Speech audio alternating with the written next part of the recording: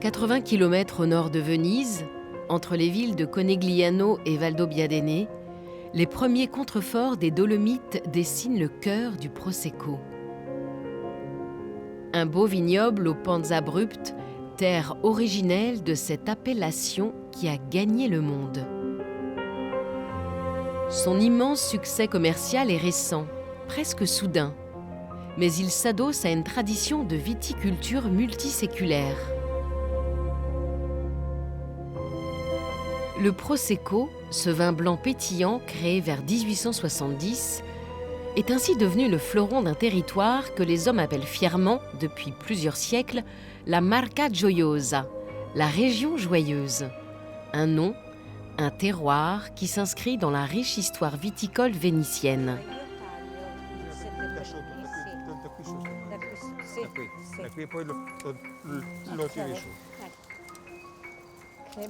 Ils sont très beaux. Ah oui, ils sont magnifiques. Vraiment très beaux. On met les settembrini avec les zinnia. D'accord. Il y a plusieurs années, Primo Franco et sa femme Annalisa ont acheté cette propriété pour les vignes qui l'entourent. Primo avait repris depuis longtemps l'exploitation familiale et il trouvait là une nouvelle parcelle pour mener quelques expérimentations. Ils ont transformé la villa principale en chambre d'hôte pour perpétuer son histoire et celle de la région. Ah, qu'il est beau ce rouge. Oui, il est très beau. Après, à 2 heures aussi devraient arriver 2 autres Américains. J'espère que les chambres sont prêtes.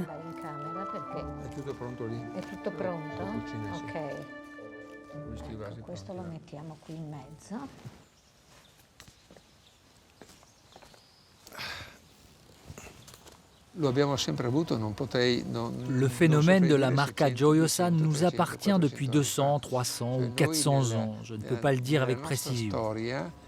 Nous, dans notre histoire, nous portons ce nom de Marca Gioiosa. Ça vient de l'époque de la République de Venise,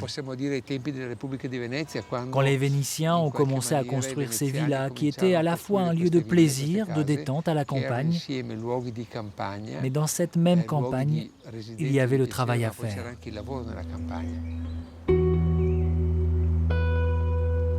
Le travail à faire se partageait alors entre les céréales et les vignes.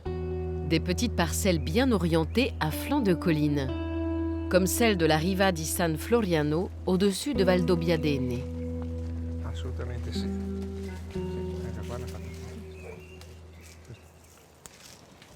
Carlo? Carlo?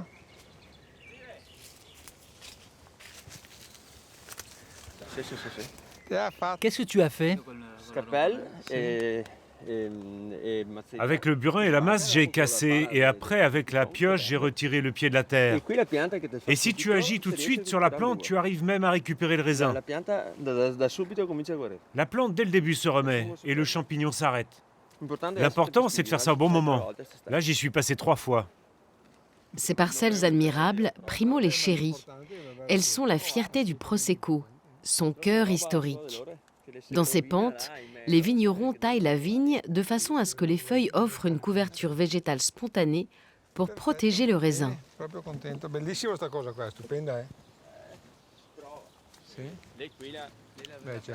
Dans le monde du Prosecco, Primo Franco fait figure d'esthète.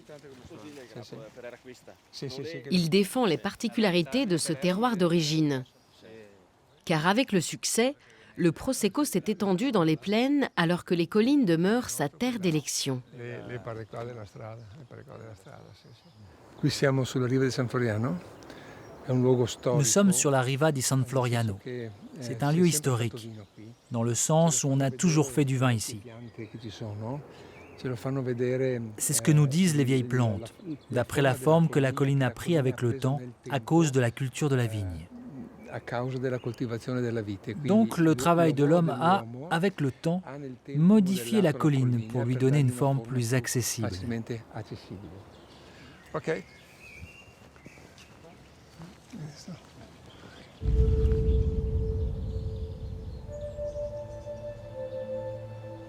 Ce territoire est marqué depuis longtemps par la viticulture. Des textes traduisent sa présence dans l'Antiquité et il y a aussi cette preuve qui se trouve sur un mur de l'église San Pietro di Filetto.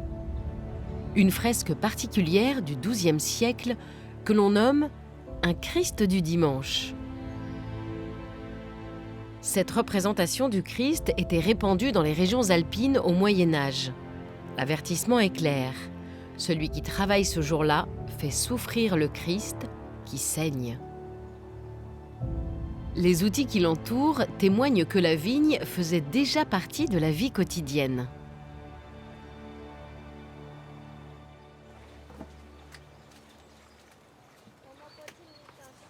Pendant longtemps, le Prosecco se résumait donc à ces seules collines où l'on inventait le terme de viticulture héroïque pour traduire la difficulté du travail dans les pentes.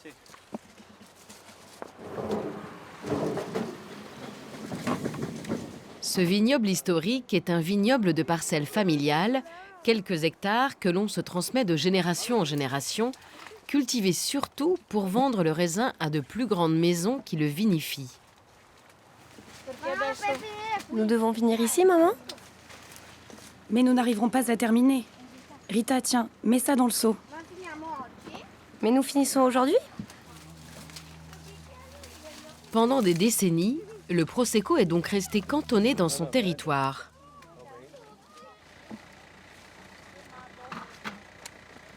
Mais il a bien fallu le faire sortir des collines, puis de la Vénétie, lui faire franchir les frontières.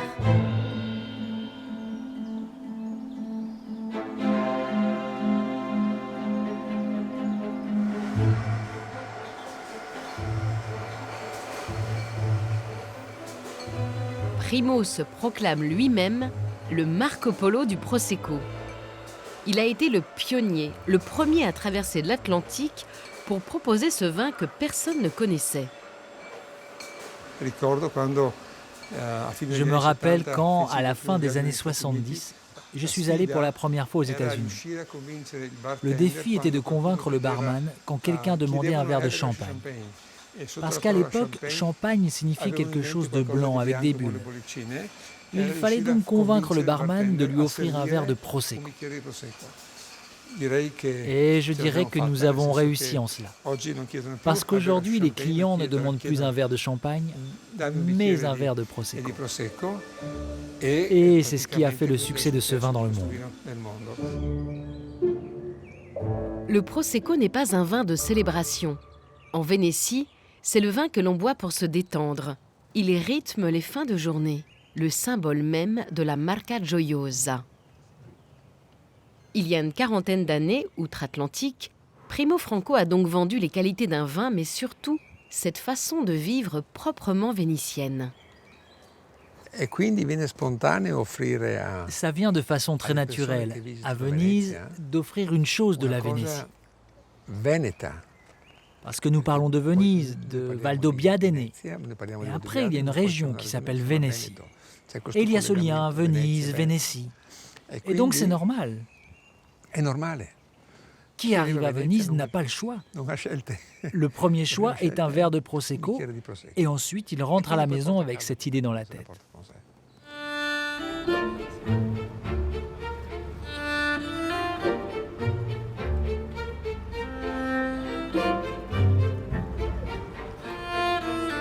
Le Prosecco et son image sont dorénavant liés à Venise.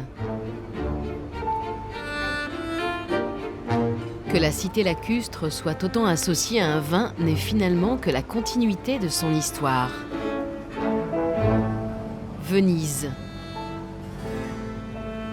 Une ville dont la contribution la plus évidente à la grande histoire du vin est le verre transparent. Mais elle ne saurait s'arrêter à cette création majeure.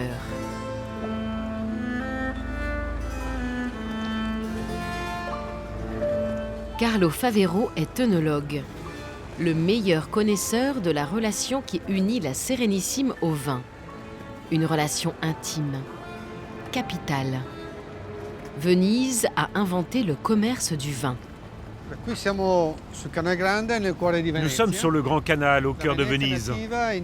À l'origine, Venise part de l'île de Torcello et arrive à Rialto, où se forme le premier noyau de la ville. Ici, en face, il y a la Riva del Vin, où se passait tout le commerce du vin à Venise. Il y a quelques siècles, sur ces rives, on aurait pu voir un chargement, un déchargement de tonneaux, de barils, du vin qui était coupé, mélangé par les responsables de cette tâche-là, qui étaient nommés Malvasiotti. Et dans ces rues, le vin était stocké. On construisait les tonneaux et tous les outils pour le travail du vin.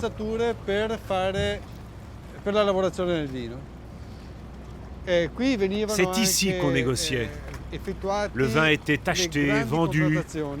Souvent, il ne descendait même pas du bateau. Et d'ici, il partait pour les ports de toute l'Europe centrale, de Bordeaux et d'Angleterre. La Riva del Vin, dans le cœur de Venise, montre l'importance que le vin avait dans le commerce et les activités vénitiennes. Parce qu'on y payait des taxes très élevées. Les revenus de la République étaient très importants. Le vin donc avait une position privilégiée par rapport aux autres produits commercialisés.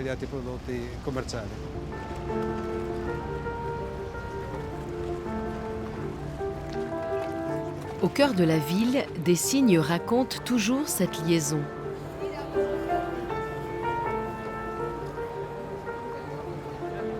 Sur le palais des Doges, à l'angle du pont della Paglia, une sculpture illustre l'ivresse de Noé. Ce moment où le vin apparaît pour la première fois dans les textes bibliques. Il y a aussi des noms de rues.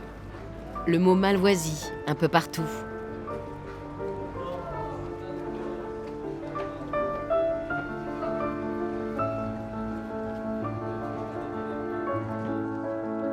Au moment de son apogée, du XIIIe au XVe siècle, la République de Venise domine la Méditerranée orientale.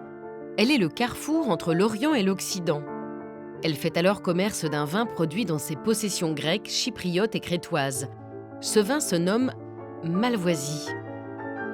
Un vin que les cours de l'Europe entière désiraient. Un vin dont elle tire des profits énormes. Il était taxé à Venise elle-même avant de repartir vers sa destination finale. Dans la cité, ce vin était réservé aux patriciens et aux nobles vénitiens. Passage de la Malvoisie. Ici, il y avait sûrement, il y a quelques siècles, un endroit où on consommait la Malvoisie.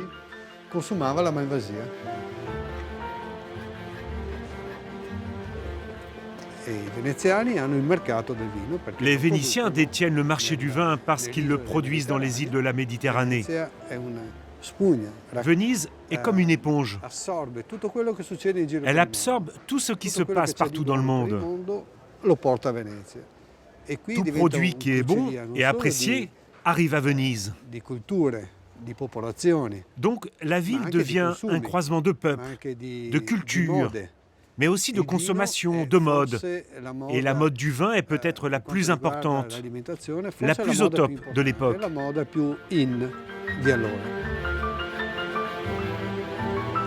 Pendant 400 ans environ, du début du XIIIe siècle au milieu du XVIe siècle, Venise domine donc le marché du vin.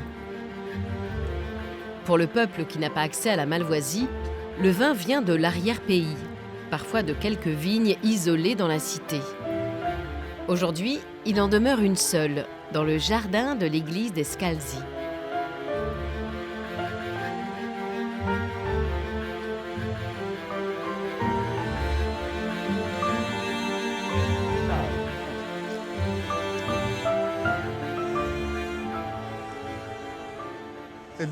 Et le raisin est bon? Le raisin est bon. Et aussi celui de table, on est en train de terminer. Oui, aussi le raisin de table. Maintenant, on va voir si la dernière récolte est bien. Comme ça, on peut décider comment procéder pour la vinification. Mais enfin, on aura notre vin de messe. C'est ça la chose la plus importante qu'on fera ici. Ce vin qui sera la synthèse de toutes ces variétés et raisins qui sont présents dans ce jardin.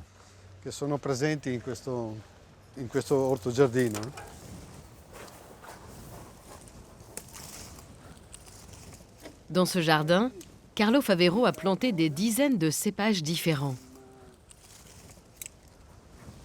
On devrait produire notre vin de messe pour les célébrations religieuses, mais aussi en vendre aux connaisseurs, parce qu'il sera un vin prestigieux, même si on le fait en petite quantité. Un vin à Venise, c'est un vin rare.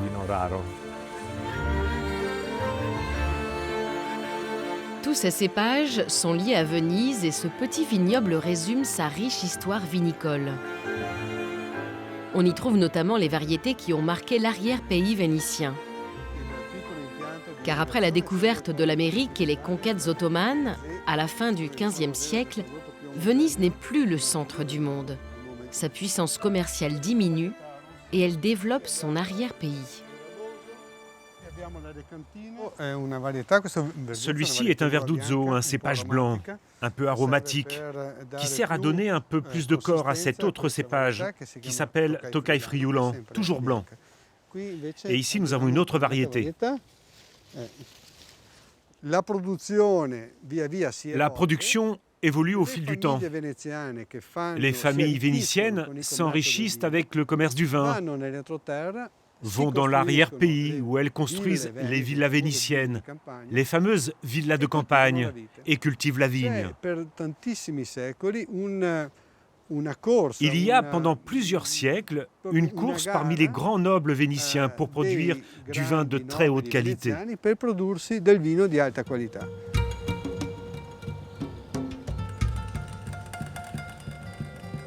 Le développement de la vigne dans l'arrière-pays vénitien, où aujourd'hui est produit le Prosecco, vient donc de ce tournant historique, marquant le début du déclin de Venise comme puissance maritime et commerciale.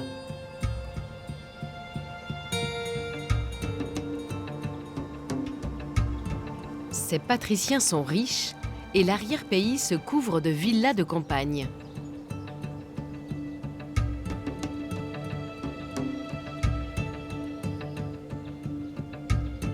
Sous le terme de villa se cache une exploitation agricole doublée d'un lieu de culture et de plaisir.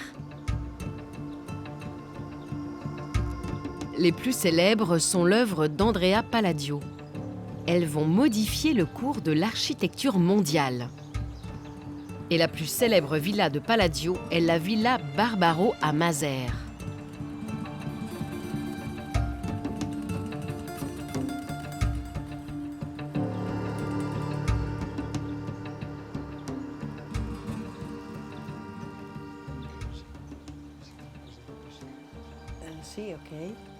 La comtesse Diamante Luling-Buschetti et son mari Vittorio produisent toujours du vin, notamment du Prosecco. Il a une très belle acidité, Il est doux, une belle rondeur. il est long. Et aussi la pointe de soufre qu'on sentait avant a heureusement disparu. C'est la suite logique de ce qu'a fait la famille Barbaro. C'est la raison même pour laquelle cette villa a été construite. Les vignes et les céréales. De plus, dans son testament, Marcantonio Barbaro, un des deux frères commanditaires de la villa, avait spécifié qu'il destinait à sa sœur, Marietta dal Canal, si je me rappelle bien, un certain nombre de barriques de vin, comme ça a toujours été. Tout ça pour dire que le vin a toujours été présent ici. Ensuite, on peut le voir dans les fresques. Le raisin, le vin étaient fondamentaux par ici sur les collines. À tel point qu'à l'époque de la République, le vin qui provenait des collines de la zone autour de Assolo était taxé davantage que le vin originaire de Chypre, parce qu'il était considéré plus prestigieux.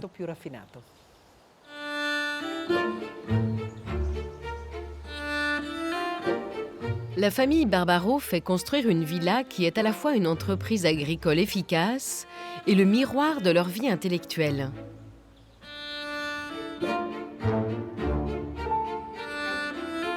Dans le corps principal, les fresques commandées à Véronèse, alors le plus célèbre peintre vénitien, magnifient leur humanisme.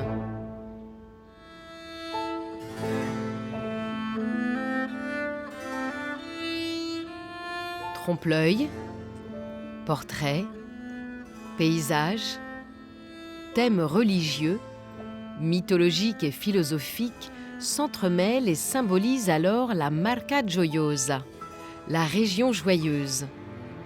Cet art de vivre à la campagne tout en remplissant ses obligations productives pour la République vénitienne.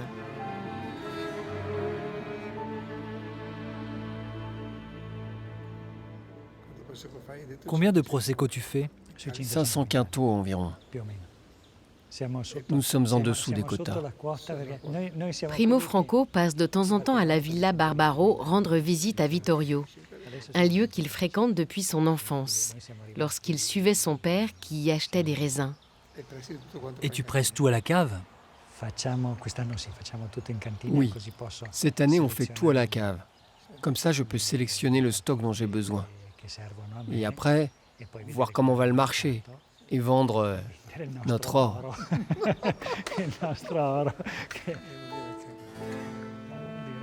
Dans la villa, une pièce est dédiée à Bacchus.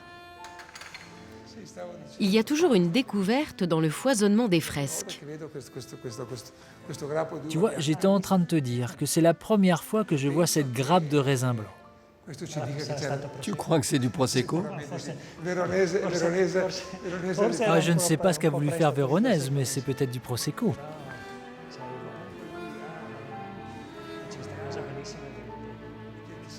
Bacchus était le symbole de l'abondance, de la joie de vivre et de l'hospitalité. Sur la fresque au plafond, il enseigne le vin aux hommes, offrant précieusement une grappe à un berger. Un autre, après avoir bu, est plongé dans la musique qui se joue probablement dans sa tête.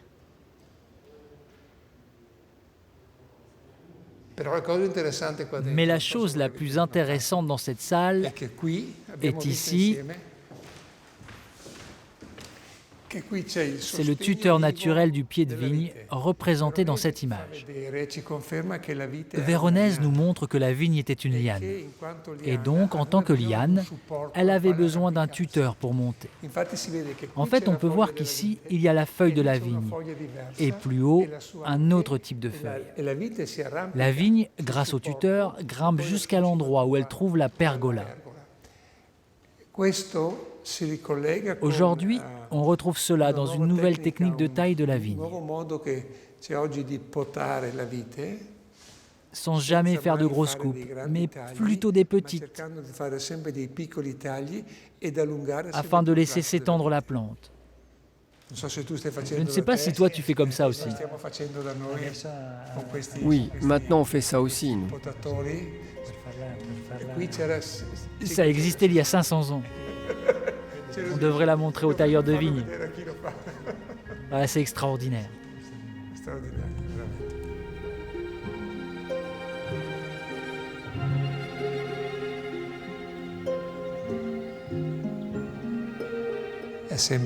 C'est toujours émouvant d'y revenir. Et puis, regardez par la fenêtre qui est là. C'est comme voir avec les yeux des Barbaro, qui ont commandé cette villa à Palladio, le paysage de l'époque qui résiste encore aujourd'hui. D'une certaine manière, les producteurs de la région originelle du Prosecco, comme Primo ou Vittorio, sont les héritiers de cette histoire. Mais le Prosecco est devenu un ogre. Il s'en vend aujourd'hui plus de bouteilles que de bouteilles de champagne, 300 millions environ. Et seulement un quart est issu de ces collines historiques. La rançon du succès, en somme.